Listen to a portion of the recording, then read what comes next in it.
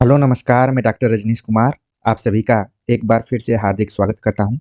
आज के video lecture में हम बात करेंगे आरोह भाग 2 के ऊपर, जो कि 12वीं की कक्षा में लगा हुआ है। इसके हम काव्य खंड पर बातचीत करेंगे।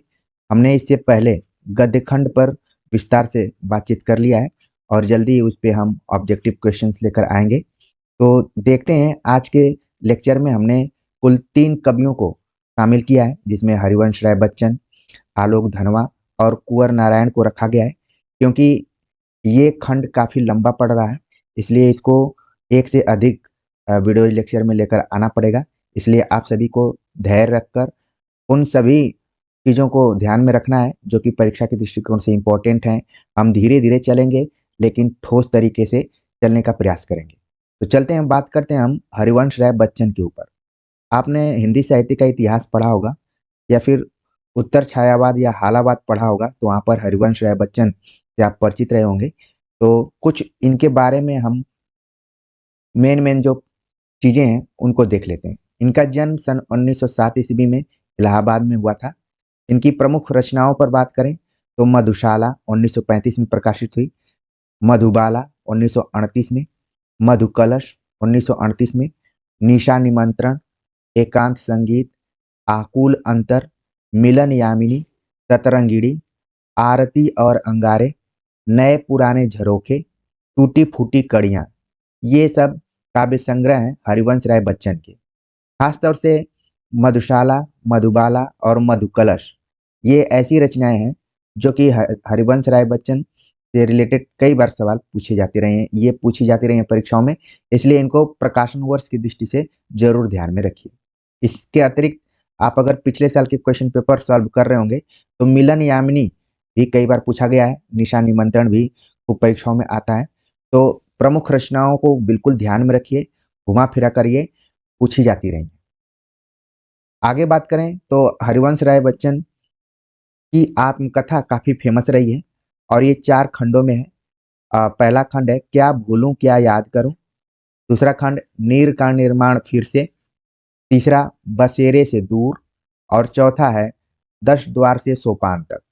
तो परीक्षाओं में कई बार पूछ लिया जाता है कि हरिवंश राय बच्चन की आत्मकथा कुल कितने खंडों में है। तो यहाँ पर आप ध्यान में रखिए कि 4 खंडों में है और कौन कौन से खंड हैं उनका क्रम भी आप ध्यान में रखिए, क्योंकि कई बार बदलते हुए पैटर्न में इस तरीके से भी सवाल पूछ लिए जाते हैं क्रम के अनुसार भी। हरिवंश राय बच्चन ने कुछ अनुवाद भी किए हैं, जिसमें हेमलेट, जनगीता और मैकबेथ नामक कृतियों का उन्होंने अनुवाद किया। उनकी एक प्रसिद्ध डायरी है, जिसका नाम है प्रवासी की डायरी। ये भी खूब परीक्षाओं में पूछी जाती है, इसलिए इसको ध्यान में रखिए। प्रवासी की डायरी अगर पूछा जाए, तुरंत आपके दिमाग में आना चाहिए कि ये हरिवंश राय बच्चन की डायरी। अगर देखा जाए बाद में तो बच्चन ग्रंथावली प्रकाशित हुई, जो कि 10 खंडों में है।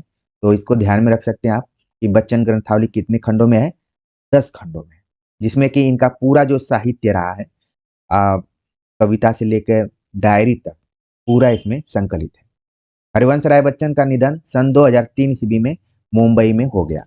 और जैसे ही हरिवंश राय बच्चन की बात की जा रही है, तो इनका संबंध अमिताभ बच्चन से भी है, जो कि आप सभी अच्छे से जानते हैं।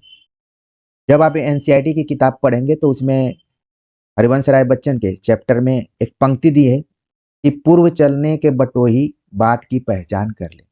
पूर्व चलने के बटोही बाट की पहचान कर ले, यानी कि चलने से पहले रास्ते की जानकारी यात्री को होनी चाहिए, तभी वो सही दिशा तक पहुंच सकता है। और ये केवल पंक्ति यात्रियों के लिए नहीं है, बल्कि जो भी परीक्षार्थी हैं उनके लिए भी है कि अगर वो जिस भी परीक्षा की तैयारी कर रहे हैं तो उनको मालूम होना चाहिए कि क्या पढ़ना है, कैसे पढ़ना है, और उनके पास सिलेबस होना चाहिए।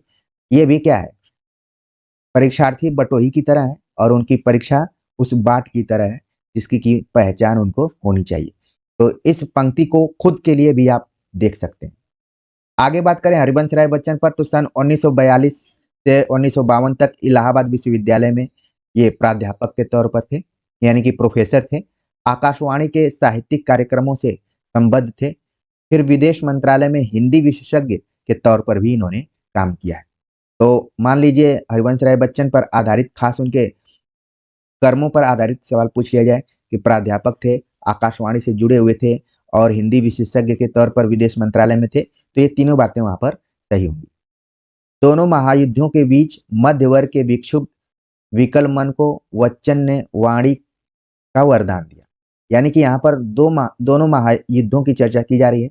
यानी कि जो पहला महायुद्ध हुआ था विश्व युद्ध 1914 से लेकर 1918 के बीच में, और जो दूसरा हुआ 1939 से लेकर 1945 के बीच में। तो ये जो भी दोनों विश्व युद्धों की तिथियां हमने अनुमान बताई हैं, इन दोनों महायुद्धों के बीच जो मध्य वर्ग विक्षुब्ध है, उसका मन विकल है, व्याकुल है, हरिवंश राय बच्चन ने उसी को वाणी दिया है, यानी उसी को अपने कविता के केंद्र में रखा है। इनकी एक खास विशेषता ये भी है कि जैसे हरिवंश राय बच्चन कविता के क्षेत्र में आए कि पहले छायावाद चल रहा था, और छायावाद की जो भाषा थी वो सीधे सीधे नहीं थी, बल्कि लाक्षणिक थी और वक्रता लिए हुई थी, सीधे सीधे बातें नहीं कही जा रही थी। तो हरिवंश राय बच्चन ने क्या किया कि छायावाद की लाक्षणिक वक्रता के बजाय उन्होंने सीधी सादी जीवंत भाषा और संवेदनशील गेय शैली में अपनी बात कही। आप जब भी हरिवंश राय बच्चन की कविताओं को पढ़ेंगे, इसीलिए खासतौर से युवाओं के बीच में हरिवंश राय बच्चन की कई कविताएं या पंक्तियां फेमस रही हैं। लोग मंचों पर भी कई बार बोलते हैं, खासतौर से जो मधुशाला की पंक्तियां। ठीक है, तो यहाँ पर आप देख रहे हैं कि छायावाद की लाक्षणिक वक्रता की जगह हरिवंश राय बच्चन ने सीधी सादी और जीवंत भाषा का प्रयोग किया, जो कि आम बोलचाल में प्रयुक्त होती थी। इसीलिए वो पाठकों के ज्यादा नजदीक रहे छायावादी कवियों की अपेक्षा। बाद में आपने देखा होगा कि छायावादी कवियों में भी लोगों ने अपने में थोड़ा सा बदलाव लाया, खासतौर से निराला, जो शुरू में संस्कृतनिष्ठ शब्दावली का प्रयोग करते थे, लेकिन धीरे धीरे वो भी आम बोलचाल की भाषा को प्रयुक्त करना शुरू कर दिए थे। तो कहने का मतलब ये है कि हरिवंश राय बच्चन की जो भाषा है वो सीधी सादी है। और आज की वीडियो लेक्चर में जो 3 कवियों को हमने लिया है, सभी की भाषा बहुत ही सीधी सादी है। आपको किसी डिक्शनरी या फिर किसी की जरूरत नहीं पड़ेगी, बस कविताओं को आप पढ़ते जाएंगे, आपके दिमाग में सारी चीजें बैठती जाएंगी। हरिवंश राय बच्चन व्यक्तिगत जीवन में घटी घटनाओं की सहज अनुभूति की ईमानदारी से अभिव्यक्ति करते हैं, और कविता बनकर ये सारी बातें प्रकट हुई हैं। यह विशेषता हिंदी काव्य में उनकी विलक्षण लोकप्रियता का ही मूल आधार कहा जा सकता है।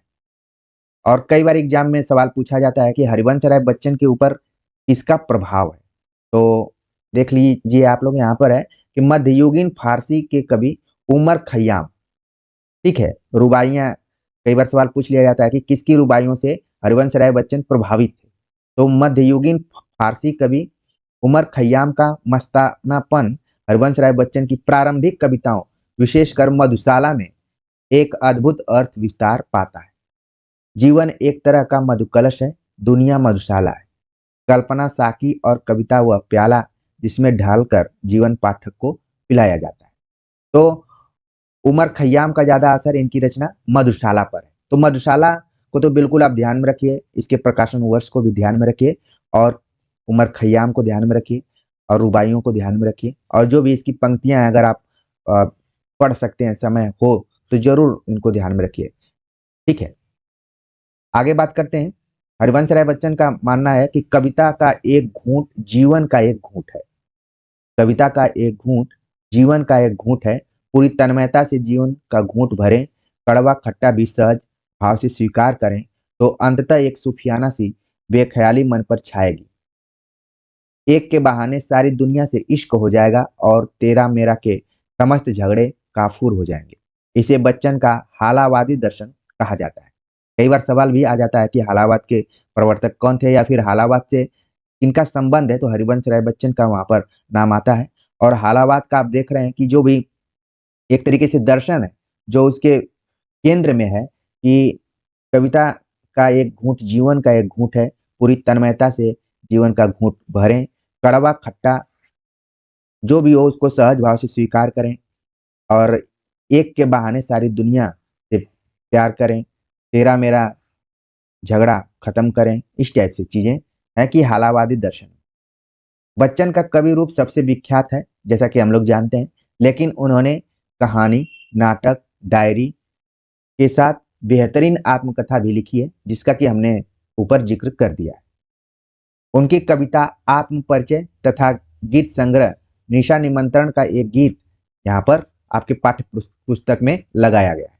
तो जब आप केंद्रीय विद्यालय पीजीटी का पाठ्यक्रम देखेंगे तो हरिवंश राय बच्चन की कविता लगी है आत्म परिचय, और एक गीत लगा हुआ है जिस पर कि हम बात करेंगे।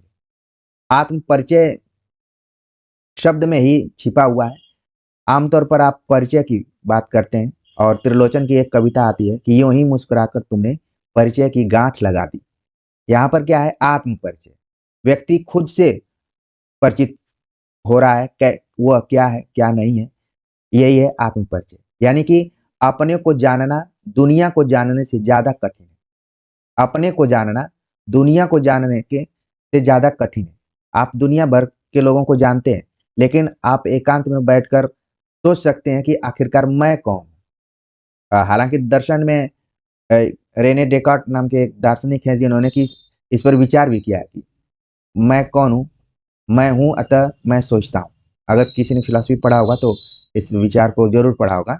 तो यहाँ पर हरिवंश राय बच्चन का मानना है कि दुनिया को जानना ज्यादा आसान है, अपने को जानना कठिन है। समाज से व्यक्ति का नाता खट्टा मीठा तो होता ही है। जग जीवन से पूरी तरह निरपेक्ष रहना संभव नहीं है। दुनिया अपने व्यंग बाण और शासन प्रशासन से चाहे जितना कष्ट दे, पर दुनिया से कटकर मनुष्य रह भी नहीं पाता, क्योंकि उसकी अपनी अस्मिता, अपनी पहचान का उत्स, उसका परिवेश ही उसकी दुनिया है।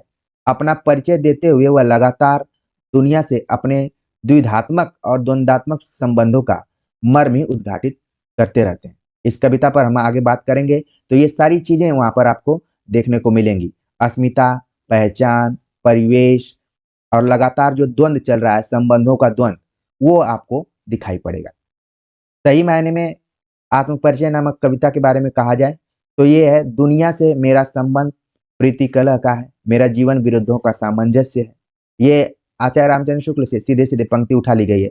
उन्मादों में अवदाद, अवसाद रोदन में राग, शीतलवाड़ी में आग, विरोधों का विरोधाभास मूलक सामंजस्य साधते साधते ही वह बेखुदी, वह मस्ती, वह दीवानगी व्यक्तित्व में उतर आई कि दुनिया में हूँ, दुनिया का तलबगार नहीं हूँ, बाजार से गुजरा हूँ, खरीदार नहीं हूँ, जैसा कुछ कहने का हस्सा पैदा हुआ, हिम्मत पैदा हुई।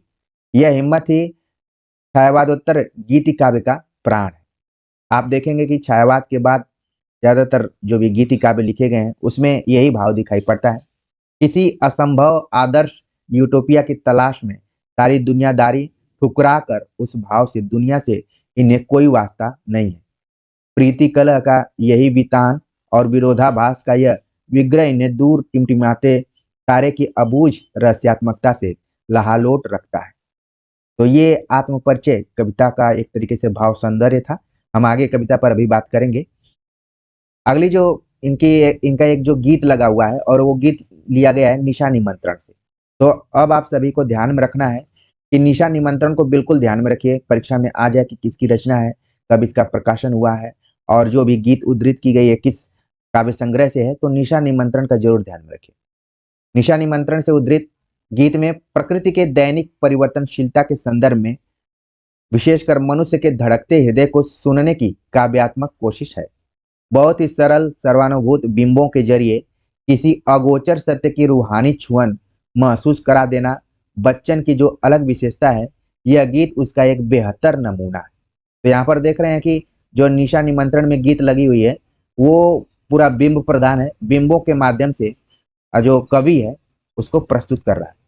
किसी प्रिय आलंबन या विषय से भावी साक्षात्कार का आश्वासन ही हमारे प्रयास के पंगों की गति में चंचल तेजी भर सकता है, अन्यथा हम शिथिलता और फिर जड़ता को प्राप्त होने के अभिशक्त हो जाते हैं। गीत इस बड़े सत्य के साथ समय के गुजरते जाने के एहसास में लक्ष्य प्राप्ति के लिए कुछ कर गुजरने का जज्बा लिए हुए हैं। तो आप देख रहे हैं कि यहाँ पर केवल आपको पाठ्यक्रम में इस गीत को नहीं पढ़ना है, बल्कि अपने लिए प्रेरणा स्रोत भी बनाना है कि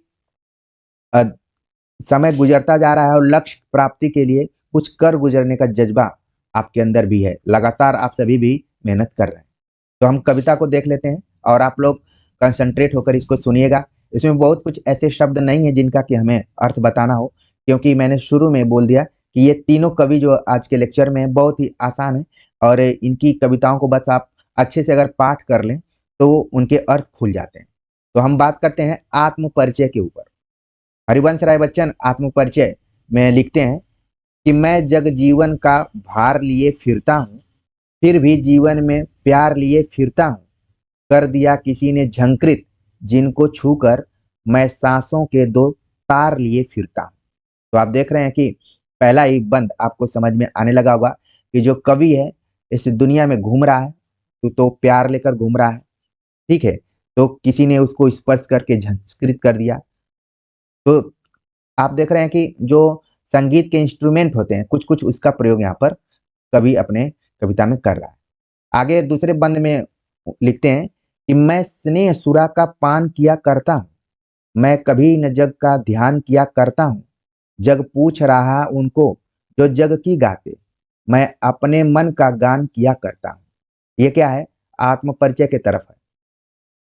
आगे वे लिखते हैं मैं निज उर के उद्गार लिए फिरता हूँ, मैं निज उर के उपहार लिए फिरता हूँ। है यह अपूर्ण संसार मुझको न भाता, मैं स्वप्नों का संसार लिए फिरता हूँ। बहुत अच्छी बातें कही जा रही हैं, आप लोगों को ये बातें दिल में उतर भी रही होंगी। आगे वे लिखते हैं मैं जला हृदय में अग्नि दहा करता हूँ, सुख दुख दोनों में मग्न रहा करता हूँ। जग भव सागर तरने को नाव बनाए, मैं भव मौजों पर मस्त बहा करता हूँ। मैं यौवन का उन्माद लिए फिरता हूँ, उन्मादों में अवसाद लिए फिरता हूँ। मुझको बाहर हंसा रुलाती भीतर, मैं हाय किसी की याद लिए फिरता हूँ। कर यत्न मिटे सब सत्य किसी ने जाना, कर यत्न मिटे सब सत्य किसी ने जाना। नादान वही है हाय जहां पर दाना। फिर मूढ़ न क्या जग जो इस पर सीखे, मैं सीख रहा हूं सीखा ज्ञान भुलाना। मैं और जग और कहाँ का नाता, मैं बना बना कितने जग रोज मिटाता। जग जिस पृथ्वी पर जोड़ा करता वैभव, मैं प्रतिपक्ष से उस पृथ्वी को ठुकराता। मैं निज रोदन में राग लिए फिरता हूँ, शीतल वाणी में आग लिए फिरता हूँ। हो जिस पर भूपों के प्रासाद निछावर। यहाँ पर आप देख रहे हैं कि दो शब्द आ रहे हैं, भूप और प्रासाद। तो यहाँ पर भूप का हो गया राजा और प्रासाद मतलब होता है महल। ये मुझे थोड़ा सा यहाँ पर शब्द लगा कि आप लोगों को बताना चाहिए, बाकी तो आपको समझ में आ रहे हैं। मैं निज रोदन में राग लिए फिरता हूँ, शीतल वाणी में आग लिए फिरता हूँ। हो जिस पर भूपों के प्रासाद निछावर, मैं वह खंडहर का भाग लिए फिरता हूँ। आगे वे लिखते हैं मैं रोया इसको तुम कहते हो गाना, मैं फूट पड़ा तुम कहते छंद बनाना।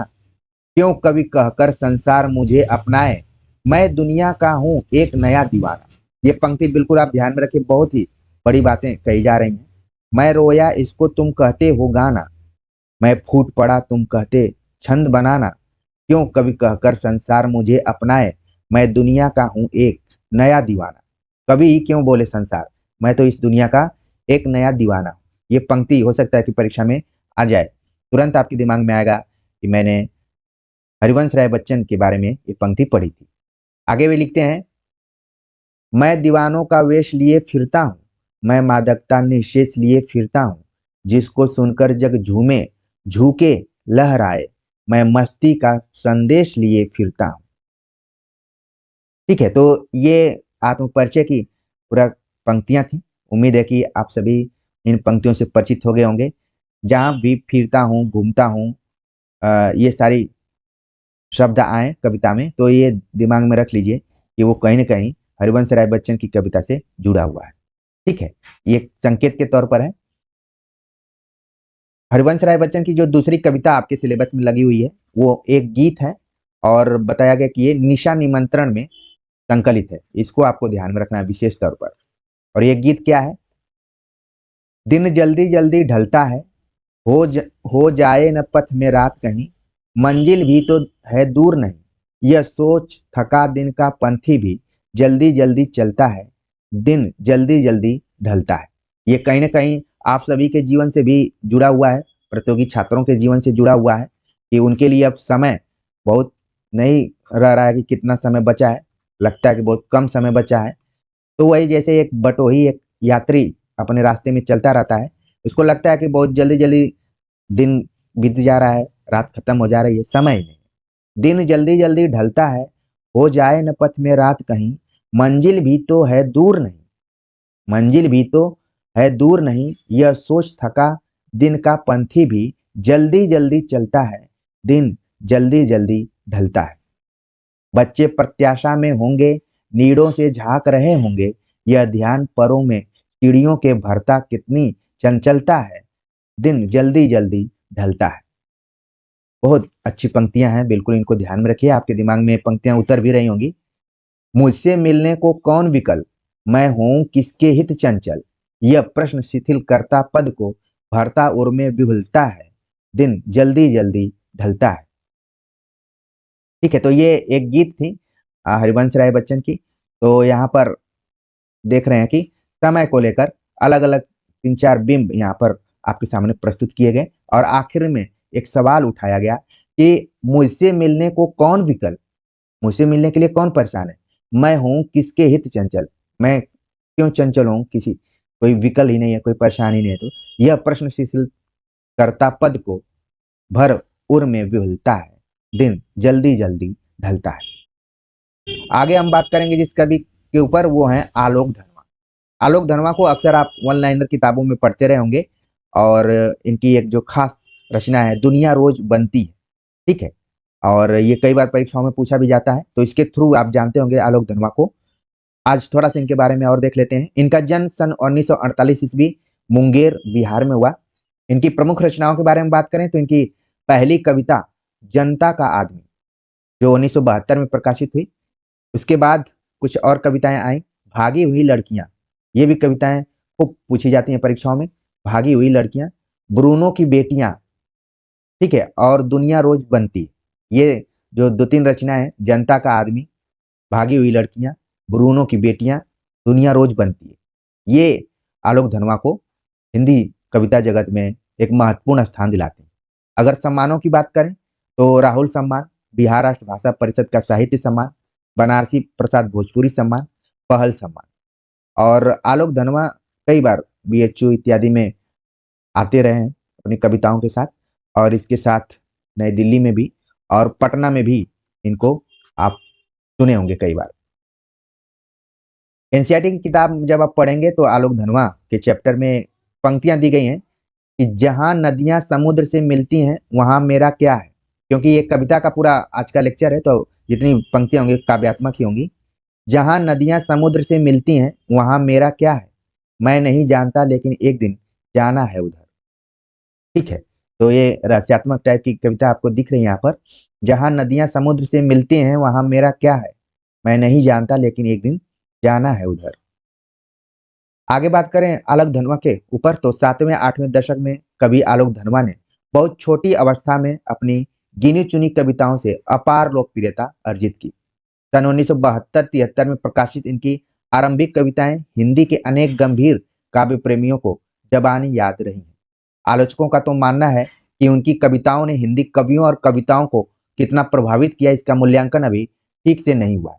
कई विद्यार्थी पूछते हैं कि मुझे पीएचडी करना है तो प्लीज आलोक धनवा पर जरूर एक बार वो विचार कर सकते हैं। हालांकि समय बदल गया है, इन पर भी बहुत जल्दी जल्दी काम हो रहा होगा, फिर भी चांसेज हैं। आगे बात करें तो इतनी व्यापक ख्याति के बावजूद या शायद उसी वजह से बनी हुई अपेक्षाओं के दबाव के चलते आलोक धनवा ने कभी थोक भाव में लेखन नहीं किया। जैसे कई कवि हैं लगातार रोज ही कोई न कोई कविता लिख देते हैं, लेकिन आलोक धनवा को जब लगा तब उन्होंने बहुत ही बेहतरीन कविताएं लिखा है। ऊपर आपने 3-4 कविताओं का नाम देखा होगा। काव्य संग्रह के अलावा वे पिछले 2 दशकों से देश के विभिन्न हिस्सों में सांस्कृतिक एवं सामाजिक कार्यकर्ता के रूप में सक्रिय रहे। तो कई बार जो कवियों की व्यक्ति का निजी जीवन होता है वो भी उनकी कविताओं में झलकता है, तो इसीलिए उनकी कविताएं कई बार अच्छी भी हो जाती हैं। क्योंकि आप देख रहे हैं कि आलोक धनवा केवल कवि नहीं है, पेशेवर कवि के तौर पर नहीं है, बल्कि वो सांस्कृतिक एवं सामाजिक कार्यकर्ता के रूप में भी हैं, और जो भी अनुभव उनको मिलता है वो अपनी कविताओं में भी प्रस्तुत करते हैं। उन्होंने जमशेदपुर में अध्ययन मंडलियों का संचालन किया रंगकर्म तथा साहित्य पर कई राष्ट्रीय संस्थानों में विश्वविद्यालयों में अतिथि व्याख्याता के रूप में भागीदारी की है। जैसा कि मैंने बताया कि अलग अलग विश्वविद्यालयों में इनको सुनने का मौका मिलता रहा है। यहाँ पर जो सिलेबस में लगाई गई एक कविता पतंग, जो आलोक धनवा की कविता है पतंग, इनके एकमात्र संग्रह दुनिया रोज बनती है, उसी से लिया गया है। तो इसको ध्यान में रखिए, हो सकता है कि सवाल पूछ लिया जाए कि पतंग किसमें संकलित है, तो इस काव्य संग्रह को जरूर ध्यान में रखिए, दुनिया रोज बनती है। यह एक लंबी कविता है जिसके तीसरे भाग को आपके पाठ्य पुस्तक में शामिल किया गया है। तो दुनिया रोज बनती है लंबी कविता है, इसके कई भाग हैं, जिसमें कि तीसरा भाग जो है वो पतंग कविता के नाम से है। पतंग के बहाने इस कविता में बाल सुलभ इच्छाओं एवं उमंगों का सुंदर वर्णन किया गया है। ये आपको ध्यान में रखना है कि जो पतंग है, नाम से ही ऐसा लग रहा है कि पतंग ज्यादातर बच्चे ही उड़ाते हैं, कई बार मकर संक्रांति पर बड़े भी उड़ा लेते हैं, लेकिन यहाँ पर बाल मनोवैज्ञानिक दृष्टिकोण से कवि ने चिंतन किया है और उन्होंने बाल सुलभ इच्छाओं और उमंगों का सुंदर वर्णन किया। बाल क्रियाकलापों एवं प्रकृति में आए परिवर्तन को अभिव्यक्त करने के लिए सुंदर बिंबों का प्रयोग किया है। बिंबों का इस कविता में भी प्रयोग किया गया है। पतंग बच्चों की उमंगों का रंगा बिरंगा सपना है। आसमान में उड़ती हुई पतंग ऊंचाइयों की वे हदें हैं। बालमन जिन्हें छूना चाहता है और उसके पार जाना चाहता है। आप देख रहे हैं कि यहाँ पर एक तरीके से बाल मनोविज्ञान के दृष्टिकोण से पतंग के माध्यम से कवि ने बच्चों के मनोविज्ञान को पकड़ने का प्रयास किया है। कविता धीरे धीरे बिंबों की एक ऐसी नई दुनिया में ले जाती है जहां शरद ऋतु का चमकीला इशारा है, जहां तितलियों की रंगीन दुनिया है, दिशाओं के मृदंग बजते हैं, जहां छतों के खतरनाक कोने से गिरने का भय है, तो दूसरी ओर भय पर विजय पाते बच्चे हैं जो गिर गिर कर संभलते हैं और पृथ्वी का हर कोना खुद ब खुद उनके पास आ जाता है। तो ये है विषय वस्तु कविता की, इसको बिल्कुल अपने ध्यान में रखिए कि मौसम जो है शरद ऋतु का है, ठीक है, तितलियों की रंगीन दुनिया है, दिशाएं भी हरी भरी हैं, संगीतमय है, और पतंग उड़ाते हुए ऐसे लगता है कि कोई वहां छतों की कोने से गिर न जाए, हमेशा खतरा बना रहता है। फिर भी इस खतरे के बीच बच्चे लगातार पतंग उड़ाते हैं, अपने उत्साह उमंग को प्रस्तुत करते हैं और उनको लगता है कि पृथ्वी का हर एक कोना उनके पास है, दूर नहीं है। वे हर बार नई पतंगों को सबसे ऊंचा उड़ाने का हौसला लिए फिर भादों के बाद शरद की प्रतीक्षा कर रहे हैं। क्या आप भी उनके साथ हैं? इस तरीके का सवाल आखिर में कवि करता है। भादो जो कि अंधेरे का प्रतीक है और शरद जो है वो उजाला का प्रतीक है। तो अगर इसको प्रतीकात्मक दृष्टिकोण से देखेंगे तो हमेशा इसीलिए कहा जाता है कि आपका भविष्य उज्ज्वलमय हो, कभी नहीं बोला जाता है कि आपका भविष्य अंधकारमय हो। तो इन सारी चीजों को बिल्कुल ध्यान में आप रख सकते हैं। तो कविता पर हम बात करें, पतंग नाम की जो कविता है, और ये भी बहुत ही सरल भाषा में लिखी गई है। तो इसको भी आपको बस सुनना है और अपने भाव में, अपने हृदय में इसको बैठा लेना है। आलोक धनवा लिख, सबसे तेज बौछारे गई भादो गया, सबेरा हुआ खरगोश की आंखों जैसा लाल सबेरा, शरद आया पुलों को पार करते हुए अपनी नई चमकीली साइकिल तेज चलाते हुए। अब देख रहे हैं कि सूरज का भी यहाँ पर मानवीकरण अलंकार कर दिया गया है। ठीक है, ठीक है, तो ध्यान में रखना है आपको, शरद आया पुलों को पार करते हुए। शरद जो ऋतु के बारे में चर्चा की जा रही है, हमने टीजीटी में मानवीकरण अलंकार के बारे में भी बताया था, इसको ध्यान में रखना है। घंटी बजाते हुए जोर जोर से चमकीले इशारों से बुलाते हुए, पतंग उड़ाने वाले बच्चों के झुंड को चमकीले इशारों से बुलाते हुए और आकाश को इतना मुलायम बनाते हुए कि पतंग ऊपर उठ सके, दुनिया की सबसे हल्की और रंगीन चीज उड़ सके, दुनिया का सबसे पतला कागज उड़ सके, बांस की सबसे पतली कमानी उड़ सके, कि शुरू हो सके सीटियों, किलकारियों और तितलियों की इतनी नाजुक दुनिया, जहां जन्म से ही वे अपने साथ लाते हैं कपास। पृथ्वी घूमती हुई आती है उनके बेचैन पैरों के पास, जब वे दौड़ते हैं बेसुध, छतों को भी नरम बनाते हुए, दिशाओं को मृदंग की तरह बजाते हुए, जब वे पेंग भरते हुए चले आते हैं डाल की तरह लचीले बेग से, अक्सर छतों के खतरनाक किनारों तक, उस समय गिरने से बचाता है उन्हें सिर्फ उनके ही रोमांचित शरीर का संगीत। पतंगों की धड़कती ऊंचाइयां उन्हें थाम लेती है महज एक धागे के सहारे। पतंगों के साथ साथ वे भी उड़ रहे हैं अपने रंध्रों के सहारे। अगर वे कभी गिरते हैं छतों के खतरनाक किनारों से और बच जाते हैं, तब तो और भी निडर होकर सुनहले सूरज के सामने आते हैं। पृथ्वी और भी तेज घूमती हुई आती है उनके बेचैन पैरों के पास। तो ये कविता थी पतंग, और पतंग के माध्यम से बाल मनोविज्ञान को पूरा यहाँ पर कवर करने का प्रयास किया है आलोक धर्मा ने। आप सभी को भी समझ में आ गया होगा। ठीक है, आप लोगों ने अगर पतंग उड़ाया होगा तो इस कविता को और अच्छे से समझा होगा। आगे बात करते हैं अगले जो कवि हैं, कुंवर नारायण। कुंवर नारायण जब हम सप्तक पढ़ते हैं तो वहां पर भी इनका जिक्र होता है। तो अगर आप जान रहे हो कि कुंवर नारायण किस सप्तक में है तो एक बार जरूर इसको कमेंट कर कर आप बता सकते हैं, जिससे कि आपका भी मनोबल बढ़ेगा और मुझे भी लगेगा कि आप मेरी बातों पर ध्यान देते हैं। कुंवर नारायण का जन्म 19 सितंबर सन 1927 को उत्तर प्रदेश में हुआ। अगर इनकी प्रमुख रचनाओं के बारे में बात करें तो चक्रव्यूह, परिवेश, हम तुम, आमने सामने, कोई दूसरा नहीं, इन दिनों। इसको चाहे तो आप एक लाइन में भी याद कर सकते हैं। परिवेश, हम तुम, आमने सामने, कोई दूसरा नहीं, इन दिनों। ठीक है। इन काव्य संग्रहों के अलावा उन्होंने प्रबंध काव्य भी लिखा, आत्मजयी। इसके अतिरिक्त कहानी संग्रह भी है, आकारों के आसपास। समीक्षा भी उन्होंने लिखा, आज और आज से पहले। और उनका एक साक्षात्कार भी मिलता है, मेरे साक्षात्कार।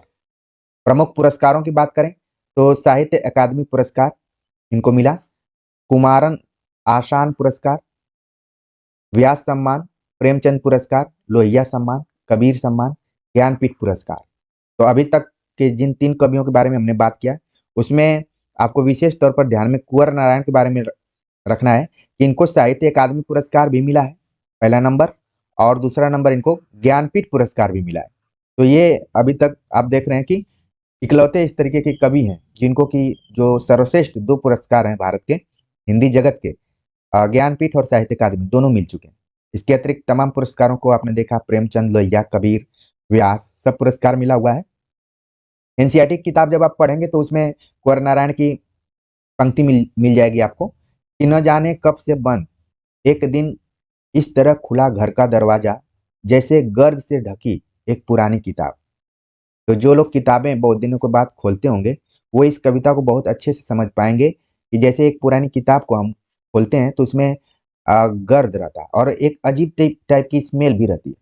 अगर आपको थोड़ा सा भी आइडिया होगा तो आप जिस महाविद्यालय विश्वविद्यालय में पढ़ रहे होंगे वहां से अगर किताबें इशू करवाए होंगे तो जरूर आप उन पुरानी किताबों के सुगंध का कह लें इसका या गंध कह लें उससे आप परिचित होंगे।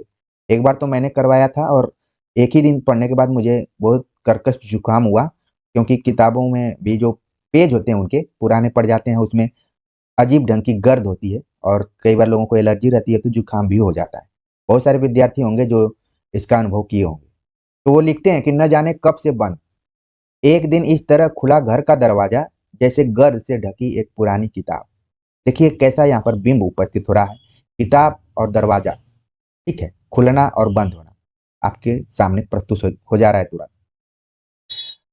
आगे बात करें तो गर्द से ढकी हर पुरानी किताब खोलने की बात कहने वाले कुंवर नारायण ने सन 1950 के आसपास से काव्य लेखन की शुरुआत की। उन्होंने कविता के अलावा चिंतन परक लेख, कहानियां और सिनेमा तथा अन्य कलाओं पर समीक्षाएं लिखी, किंतु कविता की विधा को उनके सृजन कर्म में हमेशा प्राथमिकता प्राप्त होती रही।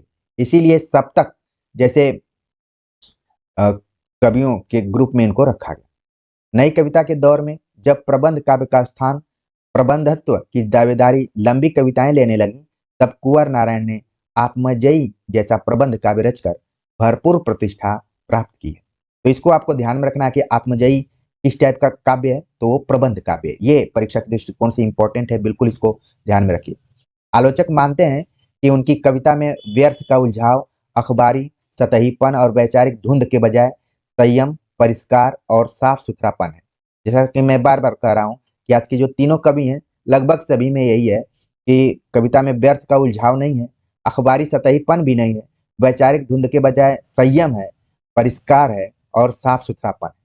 भाषा और विषय की विविधता उनकी कविताओं के विशेष गुण माने जाते हैं।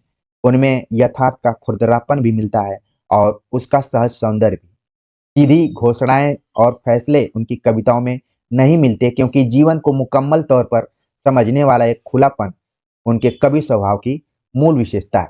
इसीलिए संशय, संभ्रम, प्रश्नानुकूलता उनकी कविता के बीज शब्द है। तो ये उनकी कविता के बीज शब्द जो है उनको बिल्कुल ध्यान में रखिए। संशय, संभ्रम, ठीक है, प्रश्नानुकूलता। ऐसा माना जाता है कि कुंवर नारायण जी पूरी तरह नागर संवेदना के कवि हैं। नागर संवेदना, शहरी मध्य वर्ग के कवि के तौर पर जाने जा सकते हैं। नागर मतलब शहर से जुड़ा हुआ। कई कवि जो होते हैं ग्रामीण संवेदना के कवि होते हैं, लेकिन कुंवर नारायण जी पूरी तरह नागर संवेदना के कवि हैं। तो इसको अपने ध्यान में आप रख सकते हैं। विवरण उनके यहाँ नहीं के बराबर है, पर वैयक्तिक और सामाजिक उआपों का तनावपूरी व्यंजकता में सामने आता है। एक पंक्ति में कहें तो इनकी तटस्थ वीतराग दृष्टि नोच खसोट हिंसा प्रति हिंसा से सहमे हुए एक संवेदनशील मन के आलोड़नों के रूप में पढ़ी जा सकती है। यहाँ पर आपके पाठ्य पुस्तक में कुंवर नारायण की दो कविताएं लगी हुई हैं। पहली कविता है कविता के बहाने। दो कविताएं लगी हुई हैं जिसमें पहली कविता का नाम है कविता के बहाने, जो कि इन दिनों नामक संग्रह से ली गई है। तो ये आपको परीक्षा के दृष्टिकोण से ध्यान में रखना है कि कविता के बहाने के लेखक कौन है, तो कुंवर नारायण है, और किस काव्य संग्रह से लिया गया है, तो इन दिनों जो उनका काव्य संग्रह है उससे ये ली गई कविता। आज का समय कविता के वजूद को लेकर आशंकित है। शक है कि यांत्रिकता के दबाव में कविता का अस्तित्व नहीं रहेगा। ऐसे में यह कविता कविता की अपार संभावनाओं को टटोलने का एक अवसर देती है। तो कविता के बहाने कवि ने तमाम चीजों पर विचार किया है। जब हम कविता का पाठ करेंगे तो और चीजें क्लियर होंगी। कविता के बहाने यह एक यात्रा है जो चिड़िया फूल से लेकर बच्चे तक की है। एक और प्रकृति है, दूसरी ओर भविष्य। एक और प्रकृति है, दूसरी ओर भविष्य की ओर कदम बढ़ाता बच्चा। कहने की आवश्यकता नहीं कि चिड़िया की उड़ान की सीमा है, फूल के खिलने के साथ उसकी परिणति निश्चित है, लेकिन बच्चे के अपने सपने असीम है। बच्चों के खेल में किसी प्रकार की सीमा का कोई स्थान नहीं होता। कविता भी शब्दों का खेल है, और शब्दों के इस खेल में जड़ चेतन अतीत वर्तमान और भविष्य सभी उपकरण मात्र हैं। इसलिए जहां कहीं रचनात्मक ऊर्जा होगी वहां सीमाओं के बंधन खुद ब खुद टूट जाते हैं। वो चाहे घर की सीमा हो, भाषा की सीमा हो, या फिर समय की ही क्यों न हो। ठीक है, तो देखिए बहुत बड़ी बातें कही जा रही हैं कविता के बहाने कि चिड़िया, बच्चा, फूल, इनको बिंब के रूप में यहाँ पर रखा गया है, और यही बताने का प्रयास किया गया है कि अगर रचनात्मक ऊर्जा होगी तो सीमाओं के बंधन खुद ब खुद टूट जाते हैं। कोई सीमाओं का बंधन नहीं होता है, चाहे वो घर हो, चाहे भाषा हो, चाहे समय ही क्यों ना हो। क्योंकि आप लोग भी बार बार बोलते हैं कि हमारे पास समय नहीं है, समय की पाबंदी है, हम समय में बंधे हुए हैं। लेकिन एक बार तो आप लोग अपनी रचनात्मक ऊर्जा को सामने लाइए, आपको पता ही नहीं चलेगा कि समय का बंधन क्या है। आप जब भी बैठ रहे हैं तो एकदम से अपनी चीजों को क्लियर करके ही उठ रहे हैं। ठीक है, तो इस कविता को अपने जीवन में भी उतारने का प्रयास कीजिए। दूसरी कविता है बात सीधी थी पर, दूसरी कविता जो आपके सिलेबस में लगी हुई है बात सीधी थी पर, ये कोई दूसरा नहीं संग्रह में संकलित है। तो इसको भी आपको परीक्षा के दृष्टिकोण से याद करके रखना है। दोनों कविताएं अलग अलग संग्रहों में है। तो इस कविता में क्या उन्होंने बताया है कुंवर नारायण ने, कविता में कथ्य के माध्यम से द्वंद्व को उकेरा गया है। भाषा की सहजता की बात की गई है। हर बात के लिए कुछ खास शब्द नियत होते हैं, ठीक वैसे ही जैसे हर पेंच के लिए एक निश्चित खांचा होता है। पेंच आप लोगों ने देखा है, पेंच आप लोग देखे होंगे, जो कि कई बार टेबल इत्यादि में लगाया जाता है और दूसरी जगहों पर भी। तो उसका भी एक खांचा होता है, उसके साइज का ही होता है, तभी वो वहां पर जाकर सेट होता है। तो उसी तरीके से क्या होती है, भाषा भी होती है, और भाषा में शब्द नियत होते हैं कि कहाँ पर किस भाषा का प्रयोग करना है, किस शब्द का प्रयोग करना है। अब तक जिन शब्दों को हम एक दूसरे के पर्याय के रूप में जानते रहे हैं, उन सब के भी अपने विशेष अर्थ होते हैं।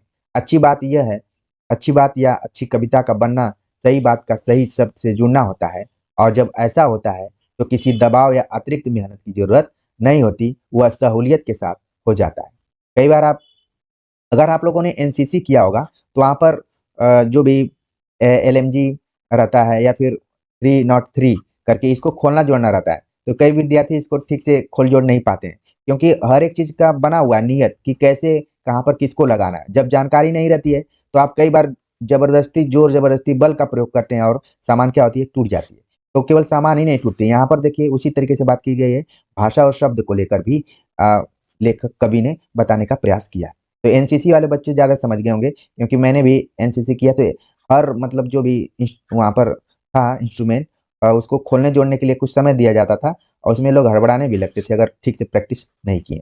तो भाषा या शब्द को बोलने की भी थोड़ी हल्की फुल्की प्रैक्टिस करके जानी पड़ती है, नहीं तो फिर जो चीज़ नहीं बोलना है वो भी व्यक्ति बोल देता है। तो इस कविता का हम पाठ करेंगे तो और चीज़ों को समझेंगे। पहले हम पाठ करते हैं कविता के बहाने। कविता के बहाने कुंवर नारायण लिखते हैं, कविता एक उड़ान है चिड़िया के बहाने, कविता की उड़ान भला चिड़िया क्या जाने, बाहर भीतर इस घर उस घर, कविता के पंख लगा उड़ने के माने, चिड़िया क्या जाने। तो इन पंक्तियों को बिल्कुल ध्यान में रखिए। पंक्तियां आपके सामने आएंगी तुरंत कुंवर नारायण का नाम आएगा। कविता एक उड़ान है चिड़िया के बहाने, और चीजों को उन्होंने बताया कि चिड़िया क्या जाने, बाहर भीतर इस घर उस घर, कविता के पंख लगा उड़ने के माने, चिड़िया क्या जाने। कविता एक खिलना है, कविता एक खिलना है फूलों के बहाने। अब ऊपर चिड़िया की बात की गई, अब दूसरे बंद में फूलों की बात की जा रही है। कविता का खिलना भला फूल क्या जाने, बाहर भीतर इस घर उस घर, बिना मुरझाए महकने के माने, फूल क्या जाने। आप देख रहे हैं यहाँ पर चिड़िया की जब चर्चा की जा रही है तो उड़ने की बात की जा रही है, पंख की बात की जा रही है, ठीक है। और जब फूल की बात की जा रही है तो यहाँ पर मुरझाने की बात की जा रही है, ठीक है, और खिलने की बात की जा रही है। आगे वो तीसरे बंद में लिखते हैं, कविता एक खेल है बच्चों के बहाने। यहाँ पर बच्चों का जिक्र हो गया। बाहर भीतर यह घर वह घर, सब घर एक कर देने के माने, बच्चा ही जाने। ठीक है, कई बार आपने देखा होगा कि बच्चों की वजह से आपस में लड़ाई झगड़ा भी हो जाती है, ठीक है, लेकिन बच्चे एक हो जाते हैं और बाकी जो बड़े लोग हैं वो कई दिनों के बाद फिर एक दूसरे से बोलते हैं। तो यहाँ पर भी है कि ठीक है, बच्चे खेल बच्चे, कविता एक खेल है बच्चों के बहाने, बाहर भीतर यह घर वह घर, सब घर एक कर देने के माने, बच्चा ही जाने। तो ये कविता थी कविता के बहाने। इसमें कुल आप देख रहे हैं कि तीन बिंबों के बहाने तीन तरीके की बातों की चर्चा की गई है। पहले में चिड़िया की बात की गई है, दूसरे में फूल की बात की गई है, तीसरे में बच्चों की बात की गई है। तो इस तरीके से भी अपने दिमाग में रखिए। अगली कविता है, बात सीधी थी पर। जब ऐसी बातें होती हैं, जब पर शब्द आ जाता है तो डाउट किया जाने लगता है कि कुछ और बात थी। बात सीधी थी पर, अब क्या है वो, बात सीधी थी पर एक बार भाषा के चक्कर में जरा टेढ़ी फंस गई। जिस बारे में वो बात कर रहे हैं, टेढ़ा कोई चीज कब फंसता है, जब उसके अनुसार चीजें वहां पर नहीं रहती, ठीक है ना। जैसा जिस पेंच की बात वो कर रहे हैं, बात सीधी थी पर एक बार भाषा के चक्कर में जरा टेढ़ी फंस गई, उसे पाने की कोशिश में भाषा को उल्टा पलटा, तोड़ा मरोड़ा, घुमाया फिराया। इन शब्दों पर ध्यान दीजिए। उसे पाने की कोशिश में भाषा को उल्टा पलटा, तोड़ा मरोड़ा, घुमाया फिराया कि बात या तो बने या फिर भाषा से बाहर आए, लेकिन इससे भाषा के साथ साथ बात और भी पेचीदा होती चली गई, जिसको बात में बोला जाता है बात का बतंगड़। सारी मुश्किल को धैर्य से समझे बिना, बहुत ही इंपॉर्टेंट पंक्ति है ये, सारी मुश्किल को धैर्य से समझे बिना मैं पेंच को खोलने के बजाय उसे बेतरह कसता चला जा रहा था, क्योंकि इस कर्तव्य पर मुझे साफ सुनाई दे रही थी तमाशबीनों की शाबाशी और वाह वाह। जब आप कई बार फालतू की मेहनत करते हैं, जिनको ऐसे मेहनत का पता नहीं रहता है, तो वो आपको कई बार प्रोत्साहित करते हैं, वाह वाह। लेकिन यहाँ पर कवि कह रहा है कि सारी मुश्किल को धैर्य से समझे बिना मैं पेंच को खोलने के बजाय उसे बेतरह कसता चला जा रहा था, क्योंकि इस कर्तव्य पर मुझे साफ सुनाई दे रही थी तमाशबीन, मतलब जो वहां लोग इकट्ठा थे, कि शाबाशी और वाह वाह। आखिर वही हुआ जिसका मुझे डर था। ये पंक्ति आप अपने व्यवहारिक जीवन में भी लोगों के मुंहों से सुने होंगे कि आखिर वही हुआ जिसका मुझे डर था। आखिर वही हुआ कि केबीएस का एग्जाम बहुत जल्दी हो गया और 20-25 दिन ही लगा, जिसका डर था कि जल्दी ही केबीएस एग्जाम करवाएगा। आखिर वही हुआ जिसका मुझे डर था, जो जबरदस्ती से बात की चूड़ी मर गई और वह भाषा में बेकार घूमने लगी। बहुत बड़ी बात यहाँ पर कुंवर नारायण जी लिख रहे हैं। कई बार आपने पेन या फिर कोई बोल्ट कसते हुए आपने महसूस किया होगा, क्योंकि आप लोग आम जनजीवन से जुड़े हुए हैं, जितने भी विद्यार्थी यहाँ पर हैं, और मैं भी आप सभी के आम जनजीवन से जुड़ा हुआ ही यहाँ पर शिक्षक के तौर पर हूँ। इन सारी चीज़ों का भी हमने अनुभव किया है कि अगर पेन को अगर आप बहुत ज़्यादा कस कर घुमा दें तो उसका जो चूड़ी उसकी होती है वो मिस हो जाती है और फिर उसका कोई अस्तित्व नहीं रहता है। उसी तरीके से कोई बोल्ट है, चाहे आपके स्कूटी का हो, बाइक का हो या फिर घर में कोई बोल्ट लगा हुआ है, जिसको आप बेतरह कस देते हैं तो वो कई बार मिस भी हो जाता है। उसी तरीके से भाषा की भी चूड़ी होती है। आखिरकार वही हुआ जिसका मुझे डर था, जोर जबरदस्ती से बात की चूड़ी मर गई और वह भाषा में बेकार घूमने लगी। कई बार आपकी बातों का भी लोग बहुत ज्यादा लोड नहीं लेते हैं, मानो कि वो चूड़ी मिस हो गई है, लोड ही नहीं कोई ले रहा है। ठीक है, ध्यान रखिए, बहुत बड़ी बात यहाँ पर कवि कह रहे हैं। आगे लिखते हैं, हार कर मैंने उसे कील की तरह वहीं हार की हार कर मैंने उसे कील की तरह उसी जगह ठोक दिया, ऊपर से ठीक ठाक पर अंदर से न तो उसमें कसाव था न ताकत। बहुत बड़ी बात कही जा रही है, बिल्कुल इसको आप ध्यान में रखिए। कविता की एक एक लाइन आपके दिमाग में उतर रही होगी। हार कर मैंने उसे कील की तरह उसी जगह ठोक दिया, ऊपर से ठीक ठाक पर अंदर से न तो उसमें कसाव था न ताकत। बात ने जो एक शरारती बच्चे की तरह मुझसे खेल रही थी, मुझे पसीना पोंछते देखकर पूछा, क्या तुमने भाषा को सहूलियत से बरतना कभी नहीं सीखा? देखिए यहाँ पर आखिर में क्वेश्चन मार्क से यहाँ पर से खत्म होती है कविता। और बात का यहाँ पर देखिए मानवीकरण अलंकार टाइप का हो गया है कि बात ने एक शरारती बच्चे की तरह, यहाँ पर बच्चे के पहले भी विशेषण लगाया गया है कि वो बच्चा सामान्य बच्चा नहीं बल्कि शरारती बच्चा है, जो कि हमेशा सवाल पूछता रहता है कि फला चीज कैसे बनी है, फला चीज क्यों नहीं ऐसे चल रही है वैसे चल रही है। शरारती बच्चों से भी आप लोगों का पाला पड़ा होगा। तो बात ने एक शरारती बच्चे की तरह मुझसे खेल रही थी और पूछा, पसीना पोंछते हुए पूछा कि क्या तुमने भाषा को सहूलियत से बरतना कभी नहीं सीखा? तो इस पंक्ति को बिल्कुल ध्यान में रखिए और इस प्रश्न को भी ध्यान में रखिए कि भाषा का आपके जीवन में कितना महत्व है। तो आज के वीडियो लेक्चर में हमने कुल 3 कवियों के बारे में बात किया। कवियों के परिचय को लेकर परीक्षा के दृष्टिकोण से कहाँ से सवाल बन सकते हैं, उनकी कविताओं के विषय वस्तु को लेकर किस काव्य संग्रह में संकलित हैं और कविताओं पर पाठ किया। उम्मीद है कि सभी चीजें आपको समझ में आ गई होंगी और लगातार आपकी पढ़ाई चल रही होगी, आपका मनोबल भी बढ़ रहा होगा। तो मिलते हैं एक नए टॉपिक के साथ, तब तक के लिए नमस्कार।